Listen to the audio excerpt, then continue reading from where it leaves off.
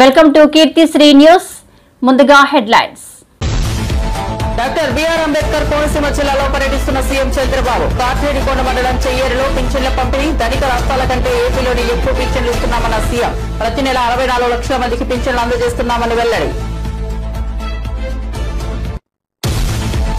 చంద్రబాబు ప్రభుత్వంపై సజ్జల రామకృష్ణారెడ్డి తీవ్ర ఆరోపణలు. ఏపీలో రెడ్ బుక్ రాజ్యాంగం అమలవుతోందని విమర్శ. వైసీపీ నేతలను తప్పుడు కేసులతో వేధిస్తున్నారని ఆక్షేపణ. పోలీసు వ్యవస్థను పూర్తిగా నిర్వీర్యం చేశారని ఆవేదన.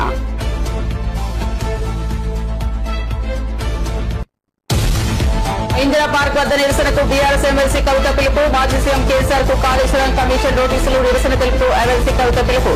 జూన్ 4న ఇందిరా పార్క్ వద్ద ధర్నాకు సన్నాహాలు. తెలంగాణ జాగృతి ఆధ్వర్యంలో ఆందోళన కార్యక్రమం. కవిత వ్యాఖ్యలపై స్పందించిన బండి సంజయ్. కవిత వ్యవహారం ఓ ఫ్యామిలీ డ్రామా అన్న బండి సంజయ్ విమర్శ. బీఆర్ఎస్ లో కల్వకుంట్ల ఆర్ట్స్ క్రియేషన్ నడుస్తోందని ఎద్దేవా. కాంగ్రెస్ బీఆర్ఎస్ కలిసి పనిచేస్తున్నాయనే ఆరోపణ.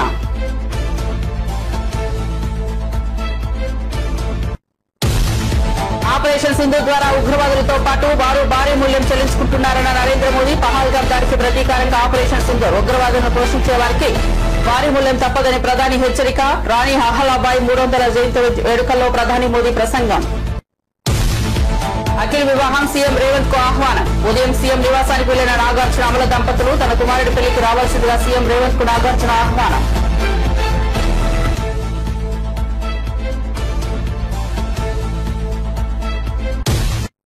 ఇక వార్త వివరాల్లోకి వెళ్తే ముఖ్యమంత్రి చంద్రబాబు డాక్టర్ బిఆర్ అంబేద్కర్ కోనసీమలో పర్యటిస్తున్నారు. బొమ్మిడివరం నియోజకవర్గం కాట్రేడికొండ మండలం చెయ్యేరులో పింఛన్ల పంపిణీలో పాల్గొన్నారు. లబ్దిదారుల ఇళ్లకు వెళ్లి పింఛన్లు అందజేశారు. అనంతరం చెయ్యేరులో ఏర్పాటు చేసిన సభలో సీఎం చంద్రబాబు మాట్లాడారు.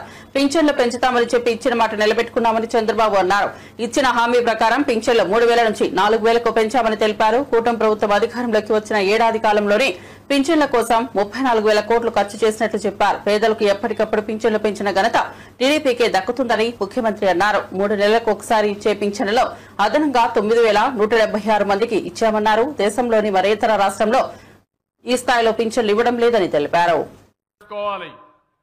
ప్రజాప్రతినిధులు, ఎమ్మెల్యేలు, ఎంపీలు, అక్కడ స్థానిక సంస్థల్లో ఉండే నాయకులు అందరూ కూడా మీ దగ్గరకు వచ్చి మీకు ఆ పింఛనిచ్చే కార్యక్రమంలో భాగస్వాములైతే మీ కష్టాలు నేరుగా అర్థమవుతాయి.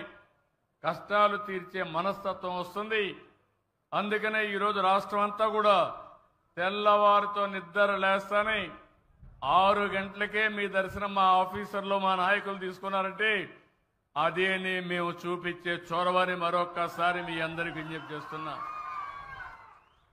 భవిష్యత్తులో కూడా ఒకటే హామీ ఇస్తున్నాను. ఈరోజు కష్టపడుతున్నాం. మేము కష్టపడేది మీకోసం కష్టపడుతున్నాం. పేదవాళ్ళ కోసం కష్టపడుతున్నాం. ఈ పేదవాళ్ళకి గవర్నమెంట్ ఇచ్చే పింఛన్లు ఇస్తానే ఉంటాం. అవసరమైతే భగవంతుడు కనికరిస్తే పెంచుతాం.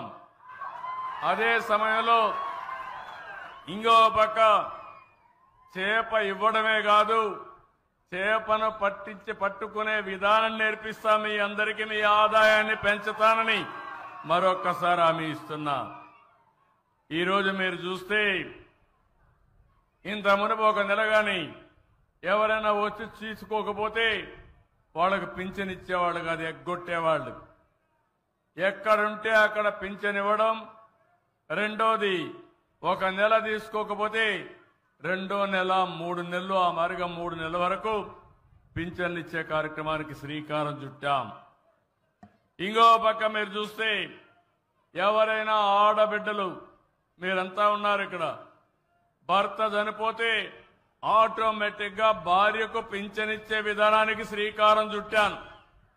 వీటన్నింటి వల్ల చాలా వరకు వెసులుబాటు వస్తూ ఉంది. 3 నెలలకు ఒకసారి ఇచ్చే పింఛన్లో అదనంగా 9,176 మందికి ఇచ్చాం. ఈ విధంగా మీరు చూస్తే దగ్గర 2 నెలల్లో ఇచ్చే వాళ్ళకి 1,12,22,975 మందికి ఇచ్చాం.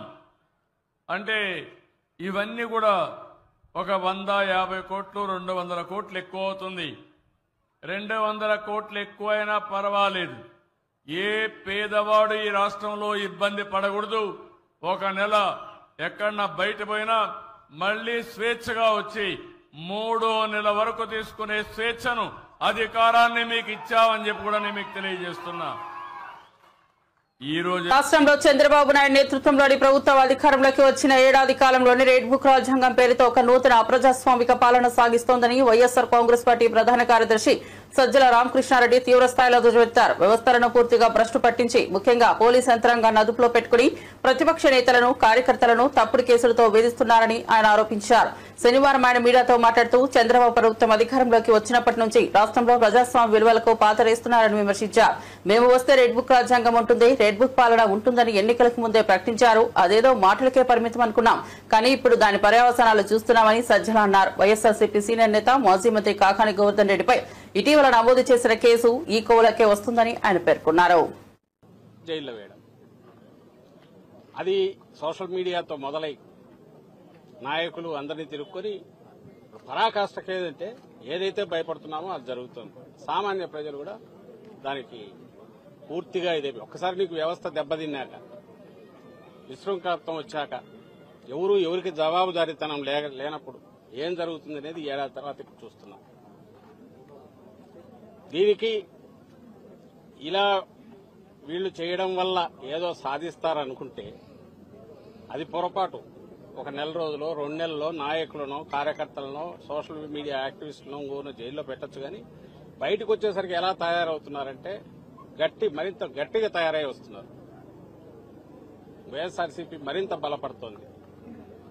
భయము, బాధ ఏదంటే ఈ విశృంఖలత్వం పెరిగిన తర్వాత రాష్ట్రంలో ఓ సిస్టమ్స్ అలవాటు పడిన వ్యవస్థ, పోలీస్ వ్యవస్థ, అది గాడి తప్పితే ఎట్లుంటుందనే ఫలితాలు మనం బీహార్లోనో ఆటవిక రాజ్యాల్లోనూ చూస్తాము. నిరంకుశత్వం ఉన్నప్పుడు ఎమర్జెన్సీ టైంలో చూశాం. ఇప్పుడు మళ్లీ అది రుచి చూపిస్తున్నారు. మళ్లీ వెనక్కు తెచ్చుకోవడం కష్టం. చంద్రబాబు నాయుడు గారికి అది తెలిసినట్లేదు. రెండవది, నువ్వు నాటిన విత్తనం ఈరోజు ఏదైతే రేపు దాని ఫలాలు ఎట్లుంటాయనేది కూడా ఆయన ఊహించట్లేదు. భయంకరంగా ఉంటాయి. ఇంత సింపుల్ అనుకోరా. కేసులు పెట్టచ్చు ఎవడి మీద అయినా, ఇద్దరు కలిసినా లేదా ఒకరిద్దరు ఫోన్లో మాట్లాడుకున్నా దాన్ని బేస్ చేసుకుని ఒకటి పట్టుకొచ్చి కాళ్ళు ఎరగొట్టి కన్ఫెషన్ రాయించుకుంటే వరుస పెట్టి 10 మందిని జైల్లో తోయొచ్చు, హెరాస్ చేయొచ్చు. ఏదంటే అది స్థానిక సంస్థల ఎన్నికల్లో చూశాం, ఈ మధ్య జరిగిన ఉప ఎన్నికల్లో, నిన్నటికి నిన్న తెనాలిలో చూశాం. కేసు ఏదన్నా తప్పులు చేస్తే కేసు పెట్టచ్చు, తప్పులేదు. రోడ్డు మీద కూర్చోబెట్టి సినిమాల్లో కదా మనం చూసి భయం వేస్తుంటది, ఒళ్ళు గగురు పోస్తుంది. టాకీ డ్రెస్ వేసుకుని బూట్కాలు కళ్ళ మీద పెట్టి లాఠీలతో బాదుతున్నారంటే మళ్ళీ లాఠీ మార్చి లాఠీ. అసలు ఎక్కడున్నాం మనం? ఇదంతా దేని ఫలితం అంటే ఏడాది క్రితం వచ్చిన వీళ్ళ రెడ్ బుక్ పాలన ఫలితం. నిన్న చూశాను, అసలు ఎక్కడున్నామో కూడా అర్థం కాలే. ఈ జిల్లాలో కావలిలో ఎక్కడో ఏదో స్టేజ్ మీద మొత్తం బట్టలు లేకుండా డాన్స్ చేస్తున్నారు. అసలు దానికి ఎక్కడ ఇంతవరకు ఎప్పుడు ఇట్లా జరగల. ఎక్కడన్నా కొండల్లోనో ప్రైవేట్ గెస్ట్ హౌస్లోనో ఎక్కడైనా జరిగితే ఏమని అనుకోవచ్చు. కాళేశ్వరం ప్రాజెక్టుకు సంబంధించి బీఆర్ఎస్ అధినేత మాజీ ముఖ్యమంత్రి కేసీఆర్ కు జ్యుడిషియల్ కమిషన్ నోటీసులు జారీ చేయడంపై ఆ పార్టీ ఎమ్మెల్సీ కల్వకుంట్ల కవిత తీవ్రంగా స్పందించారు. కమిషన్ చర్యను ఖండిస్తూ ఆమె నిరసన కార్యక్రమానికి పిలుపునిచ్చారు. తెలంగాణ జాగృతి అధ్యక్షురాలు కూడా ఆయన. కవిత జూన్ 4వ తేదీన హైదరాబాద్ నగరంలోని ఇందిరా పార్క్ వద్ద ఈ నిరసన చేపట్టనున్నట్లు వెల్లడించారు. కేసీఆర్ కు కమిషన్ నోటీసులు ఇవ్వడాన్ని వ్యతిరేకిస్తూ తెలంగాణ జాగృతి ఆధ్వర్యంలో ఈ ధర్నా కార్యక్రమం జరుగుతుందని ఆమె తెలిపారు. క్రిస్టియన్ విభాగాన్ని, మైనారిటీ సిక్కు విభాగాన్ని కూడా ప్రారంభించి మైనారిటీ సమస్యలపైన పెద్ద ఎత్తున పోరాటం చేస్తామని కూడా ఈ సందర్భంగా తెలియజేస్తా ఉన్నాం. అట్లానే మన బంజారాల కోసం, ఆదివాసీల కోసం ఎస్టీ విభాగాన్ని ఏర్పాటు చేసుకుంటున్నాం. మేము గత 13 ఏళ్ల కింద తెలంగాణ జాగృతి నుంచి ఉద్యమించి పోరాటం చేస్తేనే ఇవాళ అసెంబ్లీలో అంబేద్కర్ బొమ్మ అక్కడ నిలబడి ఉన్నది. తెలంగాణ జాగృతికి దళిత బిడ్డలకు చాలా అవినాభావ సంబంధం ఉన్నది. అందుకే సపరేట్గా ఒక ఎస్సీ విభాగాన్ని కూడా ఏర్పాటు చేసి దళితులకు ఉండేటటువంటి సమస్యల మీద పోరాటం చేస్తామని ఈ సందర్భంగా నిర్ణయం తీసుకుంటా ఉన్నాం. అదేవిధంగా మరి అనేకమైన అంశాలు మేము పనిచేస్తూ వచ్చినాం, ఇక ముందు కూడా పనిచేస్తాం. మేము పనిచేస్తుంటే ఓర్వలేనటువంటి కొంతమంది మరి చాలా మాటలు మాట్లాడుతూ ఉన్నారు. వారందరి ఆశల్ని అడియాశలు చేస్తూ నేను ఇవాళ ఒక ప్రకటన చేస్తూ ఉన్నాను. కేసీఆర్ గారికి 2 కళ్ళలాగా ఒక కన్ను బీఆర్ఎస్ అయితే ఇంకో కన్ను జాగృతి అయి నిలబడుతుందని చెప్పి ఈ సందర్భంగా మేము తెలియజేస్తూ ఉన్నాం. కేసీఆర్ గారి మీద కేసీఆర్ గారి మీద ఈగ వాలితే కూడా ఊరుకోము. రేవంత్ రెడ్డి గారు ఆనాడే మీరు గన్ను పట్టుకొని ఉద్యమకారుల మీదకి పోతే మిమ్మల్ని చుక్కలు చూపించినాం.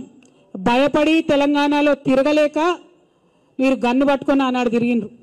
ఇదే బీజేపీ నాయకులు తెలంగాణ రాష్ట్ర సాధనలో వెనుక ఉంటే ఆనాడు ఎండల లక్ష్మీనారాయణ లాంటి వాళ్ళు ఒకరో ఇద్దరో ముందుకొచ్చి రాజీనామా చేస్తే ఇదే తెలంగాణ జాగృతి గల్లీ గల్లీ తిరిగి నిజామాబాద్లో తెలంగాణ వాదాన్ని నిలబెట్టుకున్న విషయాన్ని కూడా గుర్తు చేస్తున్నాం. ఇవాళ అంశాలన్నీ మర్చి బీజేపీ వాళ్ళు తెలంగాణ కోసం ఒక్క మాట కూడా మాట్లాడకుండా 8 మంది ఎంపీలను గెలిపించిన నీళ్లు మనవి తరలించకపోతుంటే మాట్లాడకుండా ₹1 నిధులు కూడా కేంద్ర బడ్జెట్ నుంచి మాకు ఇవ్వకుండా మీరు చేస్తూ ఉన్నారు. ఖచ్చితంగా బీజేపీ వాళ్ళు ఒకవేళ బీసీ బిల్లు మీద మీరు ముందడుగేయపోయినా గోదావరి జలాలలో మన వాటాను కాపాడకపోయినా మళ్ళీ తెలంగాణ జాగృతి పవర్ ఏందో ఖచ్చితంగా చూపిస్తాం అని చెప్పి ఈ సందర్భంగా తెలియజేస్తూ మరి ఇన్ని రోజులు అనేకమైన అంశాల మీద పోరాటం చేసినటువంటి జాగృతి సంస్థ ఇంకా పెద్ద ఎత్తున విస్తరించుకొని తెలంగాణ ప్రజల దీవెనలతోని ముందుకు వెళ్తామని ఈ సందర్భంగా తెలియజేస్తూ మరి మేము కొత్త ఆఫీస్ ఇక్కడ ఏర్పాటు చేసుకున్న సందర్భంగా తెలంగాణ తల్లులందరి దీవెన కూడా మాకు ఉండాలని చెప్పి బీఆర్ఎస్ ఎమ్మెల్సీ కల్వకుంట్ల కవిత చుట్టూ జరుగుతున్న పరిణామాలు కేవలం కుటుంబ నాటకమని కేంద్ర సహాయ మంత్రి బండి సంజయ్ విమర్శించారు. తెలంగాణలో కల్వకుంట్ల ఆర్ట్స్ క్రియేషన్ పేరుతో ఒక నాటకం నడుస్తోందని ఎద్దేవా చేశారు. బీఆర్ఎస్ లో ప్రస్తుతం చార్పత్త ఆట సాగుతోందని, ఈ కల్వకుంట్ల సినిమాకు కాంగ్రెస్ పార్టీ ప్రొడక్షన్ బాధ్యతలు చూస్తోందని ఆయన ఆరోపించారు. ఈ సందర్భంగా బండి సంజయ్ మాట్లాడుతూ బీజేపీ బీఆర్ఎస్ ఎప్పటికీ ఒకటి కాలేవని అన్నారు.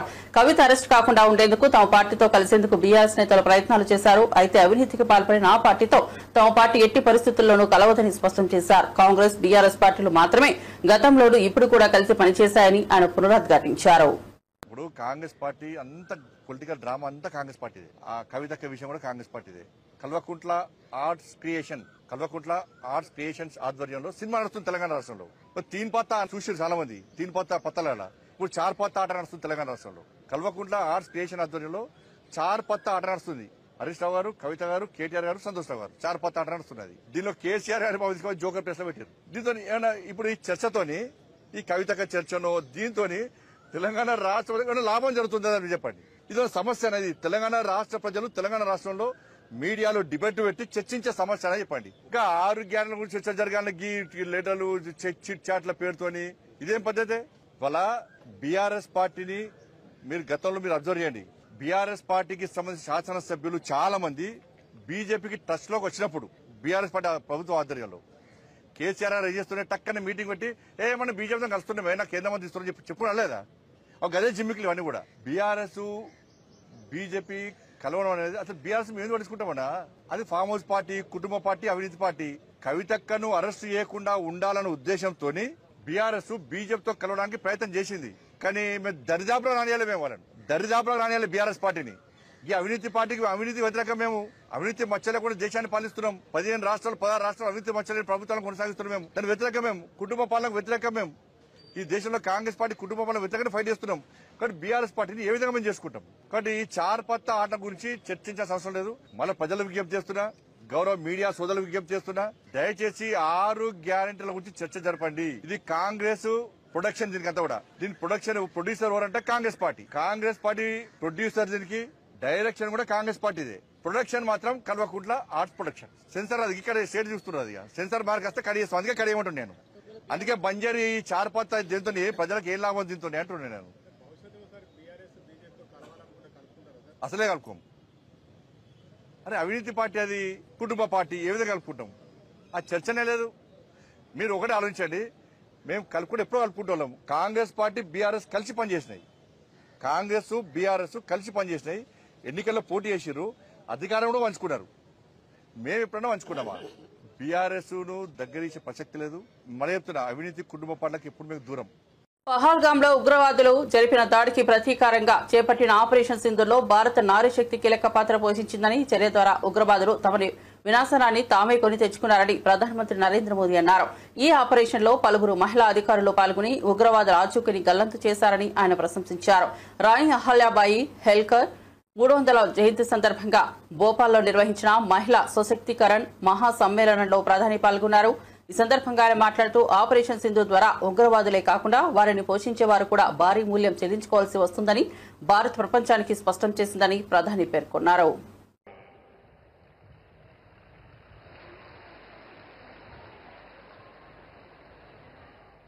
भाइयों बहनों, आज लोकमाता देवी अहिल्याबाई होलकर जी की 300वीं जन्म जयंती है. 140 करोड़ भारतीयों के लिए ये अवसर प्रेरणा का है. राष्ट्र निर्माण के लिए हो रहे भगीरथ प्रयासों में अपना योगदान देने का है. देवी अहिल्याबाई कहती थी कि शासन का सही अर्थ जनता की सेवा करना और उनके जीवन में सुधार लाना होता है. आज का कार्यक्रम उनकी इस सोच को आगे बढ़ाता है. आज इंदौर मेट्रो की शुरुआत हुई है. दतिया और सतना भी अब हवाई सेवा से जुड़ गए हैं. ये सभी प्रोजेक्ट मध्य प्रदेश में सुविधाएं बढ़ाएंगे, विकास को गति देंगे और रोजगार के अनेक नए अवसर बनाएंगे. मैं आज इस पवित्र दिवस पर विकास के इन सारे कामों के लिए आप सबको, पूरे मध्य प्रदेश को बहुत बहुत बधाई देता हूं. साथियों, लोक माता देवी अहिल्याबाई होलकर, ये नाम सुनते ही मन में श्रद्धा का भाव उमड़ पड़ता है. అక్కినేని ఇంట మరోసారి పెళ్లి బాజాలు మోగనున్నాయి. గతేడాది నాగార్జున పెద్ద కుమారుడు నాగార్జున శోభిత వివాహ బంధంలోకి అడుగుపెట్టిన విషయం తెలిసిందే. ఇప్పుడు ఆయన చిన్న కొడుకు అఖిల్ కూడా పెళ్లి చేసుకోబోతున్నారు. ప్రముఖ బిజినెస్ మ్యాన్ జుల్ఫీ లౌడ్ కుమార్తె జైనబ్ తో గతేడాది నవంబర్ 26న అఖిల్ నిశ్చితార్థం జరిగింది.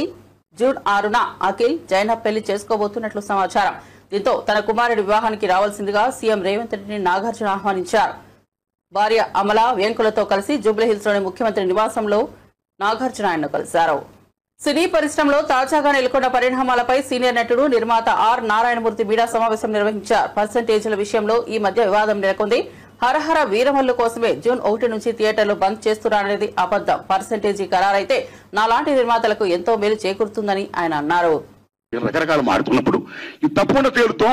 ముందు ప్రెసెంట్ సిస్టమ్ పెట్టాలి, రెండో సిస్టమ్ ఉండకూడదు, ఈ సిస్టమ్ ఎత్తేయాలి అనే దాన్ని ముందు తీసుకురండి మేము విజ్ఞప్తి చేస్తే మా గురువు దాసనాడు దాన్ని యాక్సెప్ట్ చేశారు, ముందు తీసుకుని వెళ్ళారు. కానీ ఫలప్రదం కాల, ఇంప్లిమెంట్ కాల. లెటర్ ఆఫ్ ఇండస్ట్రీ పెద్ద చిరంజీవి గారి దగ్గరికి వెళ్ళాం, ఇది ఇష్యూ మీద రైట్ చేశాం, విజ్ఞప్తి చేశాం. టికెట్స్ రేస్ పెంచుద్దని చెప్పడం విషయంలో కానీ ఈ ఇష్యూలో కానీ ఆయన కృషి చేశాడు, మరీ ఫలప్రదం కాల. So this is a very big issue. Since 25 years this percentage system is going on, the issue is going on, not clearing. అది కావాలి. అలాంటిది ఇవాళ పర్సెంటేజ్ సిస్టమ్ కొలుక్కొచ్చే దశలో హరిహరి వీరమ్మలకి దీనికి ఒక లింకప్ పెట్టి ఏం సంబంధం అండి? ఏమీ సంబంధం లేదు. ఈ రకంగా దాన్ని చేస్తారని చెప్పి ఈ పర్సెంటేజ్ సిస్టమ్ అనే ఇష్యూని పక్క తోసేసేసి హరిహరి వీరమ్మను ఫోకస్ చేయడం అంటే ఎంత దారుణం ఉండేది. అది కరెక్ట్ కాదండి. అందుకని నేను మనస్ఫూర్తిగా ఇది ఫీల్ అయ్యే నేను చెప్పడం కోసమే నేను విజ్ఞప్తి చెప్తూ పవన్ కళ్యాణ్ గారిని విజ్ఞప్తి చేస్తున్నా, నేను చంద్రబాబు నాయుడు గారిని విజ్ఞప్తి చేస్తున్నా, దుర్గేష్ గారు విజ్ఞప్తి చేస్తున్నా. పవన్ కళ్యాణ్ గారు మాట చెప్పారు, ఇండస్ట్రీ వారు వచ్చి గవర్నమెంట్ ఏర్పడ్డ వెంటనే వచ్చి పలకరించవచ్చు కదా, మర్యాద పూర్వకంగా కలవచ్చు కదా అన్నారు. శభాష్, కలవాలి రాజులు, మీరు కలుస్తాం, కానీ ఒక విజ్ఞప్తి చేస్తున్నాం. పూర్వకాలంలో రాజుల దగ్గరికి ఏదైనా ప్రజలకు సమస్య వచ్చినప్పుడు ధర్మగంట కొడితే లోపలికి వెళ్ళేవారు. దాని బిఫోరే రాజులే ప్రజల దగ్గరికి వెళ్ళేవాడు, రక్తబండ పెట్టేవారు. ఈ ప్రజలకు ఏ సమస్యలు రండి చెప్పండి అని అడిగేవాడైనా అక్కడక్కడిగా తీర్పులు చెప్పేవాడు, సాల్వ్ చేసేవాడు, ప్రజలకు మేలు చేసేవాడైనా. ఇదిగో మా ఊరికి చెరువు కావాలి, మా ఊరికి విద్య కావాలి, మా ఊరికి వైద్యం కావాలి, లైక్ దిస్. అలాగా మినిస్టర్లు కూడా అయిన వెంటనే ఇండస్ట్రీని పిలిచి రండి మీకేం సమస్యలు ఉన్నాయి, నేనేం చేయాలి, మేమేం చేయాలి అని చెప్తే మేము కూడా ఎంత ఆనందపడేవాళ్ళం అండి. మేము మీ బిడ్డలు అండి, చిల్డ్రన్ ఆఫ్ ది స్టేట్. మేము మీకు ఓట్లు వేసిన వాళ్ళమి, మిమ్మల్ని లెక్కించిన వాళ్ళమి, మీ బిడ్డలు మేము. You must be respect the people the same time you must respect the government. It's vice versa. So my humble request, దయించి ఈ పర్సెంటేజ్ సిస్టమ్ పక్కకి పెట్టేయకుండా, పర్సెంటేజ్ సిస్టమ్ అనేది మెయిన్ ఇష్యూ కాబట్టి. ఎందుకంటే ఆల్ మాల్స్ ఇవాళ ఆక్యుపై చేసి 50% దే ఆర్ టేకింగ్. కార్పొరేట్ సెటప్తో కూడుకుని ప్రైవేట్ సంస్థలు ఏమైతే ఉన్నాయో ఆ కార్పొరేట్స్ అందరూ కూడా they are getting 50%. But single థియేటర్కి ఏమైంది? సింగిల్ థియేటర్ అందరూ మనవాడు ఎక్కినవాడు, ఓ ఫ్యాషన్తో కట్టుకున్నవాడు, ఈ తల్లిని నమ్ముకున్నవాడు. సినిమా అంటేనే తల్లి తండ్రి నిర్మాత తీసేవాడు, చూసేవాడు, ప్రేక్షకుడు దేవుడు. ఇద్దరికి మధ్య సందర్భంగా చూపించే తల్లి సినిమా హాల్ ఓ దేవాలయం. ఆ దేవాలయాలు బాగుండాలి. ఇవాళ ఎన్ని దేవాలయాలు అనకాపల్లి జిల్లా పాయకరావుపేట నియోజకవర్గం ఉద్దండపురం గ్రామంలో హోంమంత్రి అనిత పింఛన్ల పంపిణీ కార్యక్రమం చేపట్టారు. మంత్రి స్వయంగా లబ్దిదారుల ఇళ్లకు వెళ్లి అందజేశారు. గ్రామంలో పర్యటించి సమస్యలను అడిగి తెలుసుకున్నారు. ఈ సందర్భంగా ఓ లబ్దిదారుని ఇంట్లో హోంమంత్రి తానే స్వయంగా టీ తయారు చేసి అందరికీ ఇచ్చారు.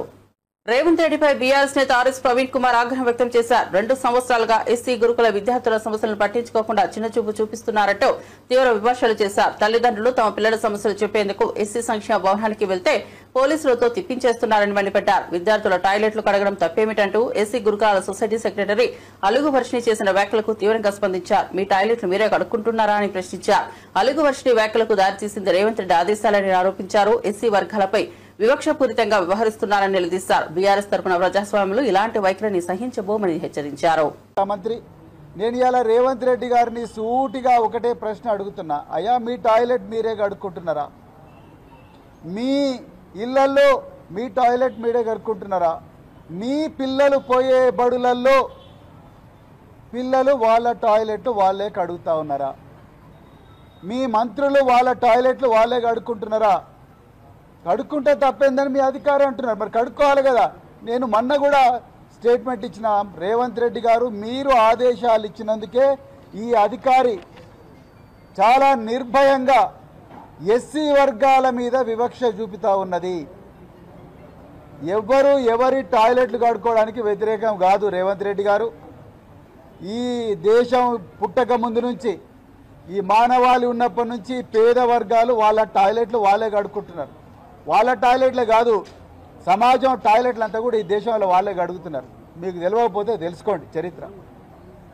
ఇవాళ వాళ్ళు ఎన్ని రోజులు రా బాబు ఈ పని, ఎన్ని రోజులు రా ఈ పారిశుద్ధ కార్మికుల పని చేయాలి, ఎన్ని రోజులు ఈ బాంఛన బతుకు ఉండాలి, ఇప్పుడన్నా మాకు మరి విముక్తి రాదా అని చెప్పి ఆనాడు మరి గురుకులాలు పెడితే ఆ గురుకులాలను కేసీఆర్ గారు చరిత్రలో ఎన్నడూ లేని విధంగా 1000 గురుకులాలుగా మార్చి ఈ పేద వర్గాలు, ఎర్ర బస్సు ఎక్కలేని కుటుంబాలు ఎయిర్ బస్ ఎక్కాలి, ఏరోప్లేన్ ఎక్కాలి, విదేశాలకు పోవాలి, ఇంగ్లీషు చదువుకోవాలి. ఉన్నోళ్ళ పిల్లలే కాదు, పేదోళ్ళ పిల్లలు కూడా కంప్యూటర్ ఇంజనీర్లు కావాలి, డాక్టర్లు కావాలి, కలెక్టర్లు కావాలి, ఐపీఎస్లు కావాలి, ఐఏఎస్లు కావాలి, సినిమా యాక్టర్లు కావాలి అని చెప్పి వీళ్ళ కోసం ప్రత్యేకమైన పాఠశాలలు 1000 దాకా పెంచితే, వీళ్ళందరికీ సన్నబియ్యంతో అన్నం పెడితే, వీళ్ళందరినీ ప్రపంచ స్థాయిలో తీసుకపోతే ఇలా కన్నుగొట్టి వివక్షతోని ఒకవైపేమో మీరే అందరికన్నా పెద్ద మాదిగా నేనే అంటారు, అందరికన్నా పెద్ద మాల నేనే అంటారు, నాకన్నా పెద్ద మాదిగా ఎవరు లేరంటారు, దళితుల ఇళ్లలో పండుకున్నా అని చెప్పి యాక్షన్ చేస్తారు, నా ఎంబడి జెండాలు పట్టుకొని తిరిగిందంత దళితులే అంటారు. మళ్ళా ఇంకోవైపు నోటితో నవ్వి నొసటితో వెక్కరించినట్టుగా మీరు ఇలా మీ అధికారితోని ఇలా మీరు నిర్భయంగా నిస్సిగ్గుగా చాలా అవమానకరమైన స్టేట్మెంట్లు ఇప్పిస్తున్నారు. నేను ఒక్కటే ప్రశ్న అడుగుతున్నా, మీ టాయిలెట్ మీరు కడుక్కున్నారా? ఇవాళ హైదరాబాద్ గుల్జార్ హౌస్ అగ్ని ప్రమాదంపై బాధితులు సంచలన విషయాలు బయటపెట్టారు. ఫైర్ సిబ్బంది, అంబులెన్స్ సిబ్బంది నిర్లక్ష్యం వల్లే తమ కుటుంబ సభ్యులను కోల్పోయామని ఆవేదన వ్యక్తం చేశారు.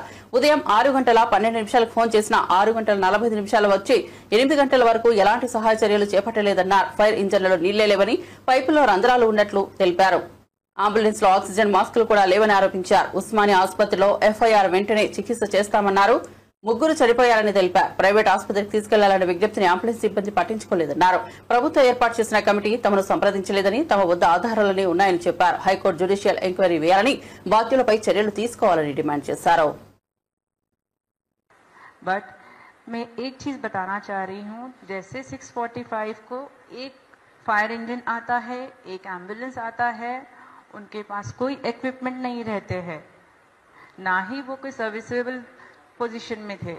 They don't have mask, they don't have proper water in the tanks. अगर पानी है तो प्रेशर नहीं आ रहा है पानी का. Either the pressure was low or there was a leakage in the pipe. Also the fire personnel was unable to join the pipes further. There were no torch lights and the equipments to break the door. Not a single fire personnel was ready to go inside the premises. Likewise was the condition of ambulance had arrived at the scene. Civilians, including my son Nitish and my other relatives, brought the first victim at the time of 8 o'clock.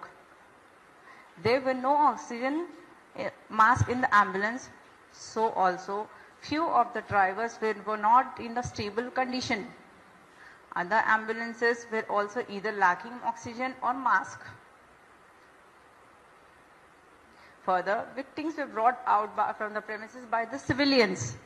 Fire services personnel were busy requesting us for the torch lights and other equipments to go inside the premises. Not even a single person is ready to go inside the house to help the persons. The fire services did not administer even a basic CPR to the victims. So I don't know how these are all falsehood and this negligences happened in a city like Hyderabad. Because now I have lost all my family members. I am the alone, so that I am the alone survivor. I don't know what to say.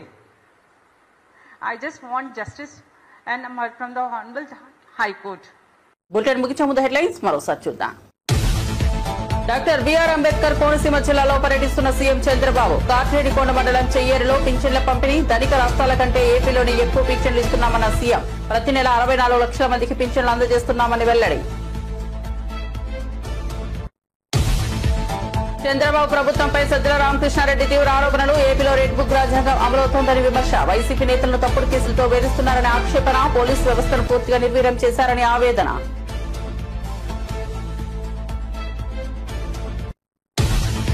Indira park వద్ద నిరసనకు BRS MLC కవిత పిలుపు. మాజీ CM KCR కు Kaleshwaram commission నోటీసులు. నిరసన తెలుపుతూ MLC కవిత పిలుపు.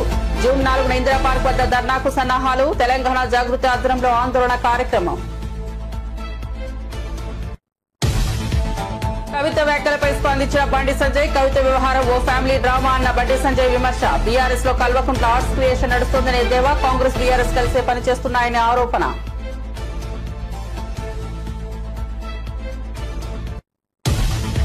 Operation Sindhu ద్వారా ఉగ్రవాదులతో పాటు వారు భారీ మూల్యం చెల్లించుకుంటున్నారన్న నరేంద్ర మోదీ. పహల్గాం దాడికి ప్రతీకారంగా ఆపరేషన్ సింధు. ఉగ్రవాదులను పోషించే వారికి భారీ మూల్యం తప్పదని ప్రధాని హెచ్చరిక. రాణి అహలాబాయి 300వ జయంతి వేడుకల్లో ప్రధాని మోదీ ప్రసంగం. అఖిల్ వివాహం. సీఎం రేవంత్ కు ఆహ్వానం. ఉదయం సీఎం నివాసానికి వెళ్లిన నాగార్జున అమల దంపతులు. తన కుమారుడి పెళ్లికి రావాల్సిందిగా సీఎం రేవంత్ కు నాగార్జున ఆహ్వానం.